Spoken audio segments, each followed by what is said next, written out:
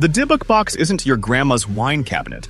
It's a cursed object with a reputation so wild, it inspired the 2012 horror film, The Possession. According to Jewish folklore, a Dybbuk is a mischievous spirit that loves haunting the living, and this box supposedly trapped one inside.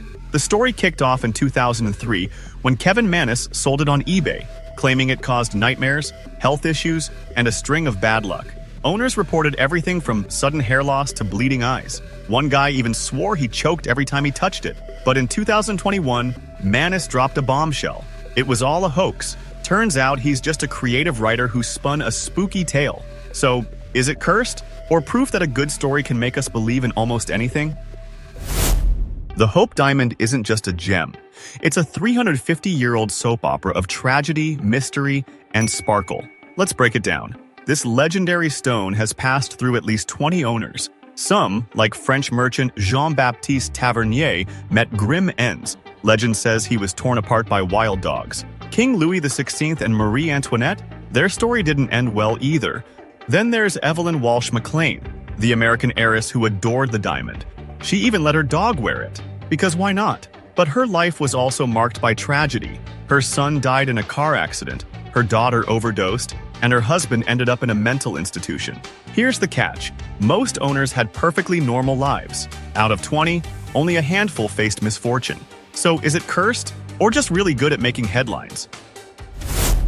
The Crying Boy, a painting that became infamous not for its artistic merit, but for its alleged ability to summon disaster. Not the original, mind you, but the thousands of reproductions plastered across British homes in the 1950s. These tearful toddlers allegedly brought fire wherever they went. The weird part? When houses burned down, the Crying Boy somehow survived, either hanging smugly on the wall or lying untouched on the floor. The curse kicked off in 1985 when British tabloid The Sun reported a house fire where a Crying Boy reproduction was found unscathed. Cue mass hysteria. Suddenly, dodgy wiring got a free pass as everyone blamed their sad kid decor. Turns out, these prints were made on fire-resistant material. That's right, the real miracle here was 1950s printing tech. So no, they're not cursed, they're just durable kitsch, perfect for turning everyday disasters into spooky tales. Curse of the Pharaohs is a legendary tale claiming that anyone who disturbs ancient Egyptian tombs faces supernatural revenge. The most famous case? The 1922 discovery of Tutankhamun's tomb by Howard Carter and his team. Lord Carnarvon, the expedition's sponsor, died months later from an infected mosquito bite. Several other team members also passed away, fueling rumors of a curse. But Carter himself lived to 64, and many others survived just fine. Apparently, the curse had a hit-or-miss policy. Scientists blame mold, bacteria, and toxins in the tombs for the deaths. Plus, early 20th century medicine wasn't exactly cutting edge. So was it a curse? Or just bad luck and ancient germs? Ötzi the Iceman, a 5,300-year-old mummy found in the Alps, is famous not just for his incredible preservation, but also for the so-called curse that haunts those who study him. Since his discovery in 1991, 7 people connected to Ötzi have died. A forensic scientist died in a car crash, an archaeologist succumbed to a heart attack, and one of his discoverers perished in a mountain accident. Spooky, right? But here's the thing, over 800 researchers have worked on Ötzi in the last 30 years. Statistically, in a group that size, you'd expect way more than 7 deaths. It's just that nobody writes headlines like, "Scientist dies of natural causes," and no, it's not the mummy's fault. And let's not forget, Ötzi himself has been poked, prodded, and scanned more times than a TSA passenger. If anyone's cursed, it's probably him. Ed and Lorraine Warren, the famous paranormal investigators, didn't just chase ghosts. They turned spooky stories into a steady income. Their most famous case? Annabelle, the haunted Raggedy Ann doll. The Warrens built a small occult museum in their home, where visitors paid to see artifacts like Annabelle, displayed as their ultimate proof of the paranormal. Beyond that, they gave paid lectures, wrote books, and became media favorites. Hollywood took notice too, turning their tales into blockbuster hits like The Conjuring and Annabelle. Still, not everything adds up. There's no evidence Annabelle was ever haunted. Critics claim the Warrens exaggerated their stories, turning a plain doll into a demonic centerpiece. While their museum barely paid the bills, their books and appearances made them household names in the paranormal world. So, were they fearless investigators or just savvy storytellers? The legend of Annabelle is less about ghosts and more about selling a good scare. If you think Annabelle's cursed, like before she notices you, think it's just a doll? Comment, it's just a rag. But don't blame me if she shows up tonight.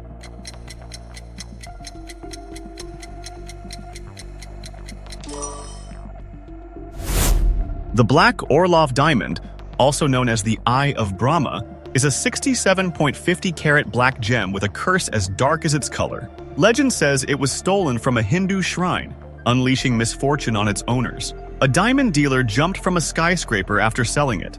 Then there's the story of two Russian princesses who allegedly leaped to their deaths while owning it. Spoiler, those princesses never existed. But hey, why let facts ruin a good curse? In the 1950s, the diamond was recut and surrounded by 108 smaller diamonds, basically a sparkly exorcism. Today, it's displayed in museums, where it's less cursed gem and more fancy paperweight. So, is the Black Orlov cursed? Sometimes, the only thing scarier than a curse is a really creative marketing team. Meet the Lady of Lemba, a 5,000-year-old limestone figurine from Cyprus, standing 14 inches tall with a giant head, almond-shaped eyes, and a nose that looks like it's seen too much. Discovered in the 1970s, she's so mysterious, she doesn't even have a Wikipedia page. Maybe they're too scared to write one. Online, she's called the Goddess of Death, blamed for wiping out entire families. Sounds spooky, right? Well, those families are as real as a unicorn's Instagram account, totally made up. In real life, she's a fertility symbol, likely an ancestor of Aphrodite, and even serves as the logo for the Lemba community. But thanks to the internet, she's now a paranormal celebrity, starring in countless Top 10 Cursed Objects videos. So, is she cursed? Or just really good at trolling the internet? Would you dare to hold her in your hands? Meet Anne Boleyn's Diadem, a jeweled headpiece so haunted, it's said to bring doom to anyone who wears it. Curiously, when Anne was arrested, her jewels were confiscated and listed in detail. What wasn't on the list? The diadem. Anne Boleyn, the second wife of King Henry VIII, was executed in 1536 on charges of treason, adultery, and even witchcraft, though most historians agree these were just excuses to get rid of her.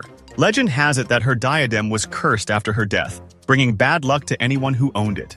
The issue is, the first mention of this cursed diadem didn't appear until the 19th century, 300 years after Anne's death. If the diadem truly carried such a devastating curse, why did no one mention it for 300 years? No records, no portraits, not even a lost and found notice in Tudor times. Then, out of nowhere in the 1800s, it becomes the centerpiece of a ghost story. The Myrtles Plantation is famous for its ghost stories, including the tragic tale of Chloe, a slave who allegedly tried to win back her owner's favor with a poisoned cake. Her plan? Make the family mildly sick, then heal them, and become the hero. Unfortunately, Sarah Woodruff and her two children ate the cake and died. Chloe was executed, and now Sarah and her kids supposedly haunt the plantation. But historical records tell a different story. Sarah and her children actually died of yellow fever, a common disease at the time. There's no evidence Chloe ever existed.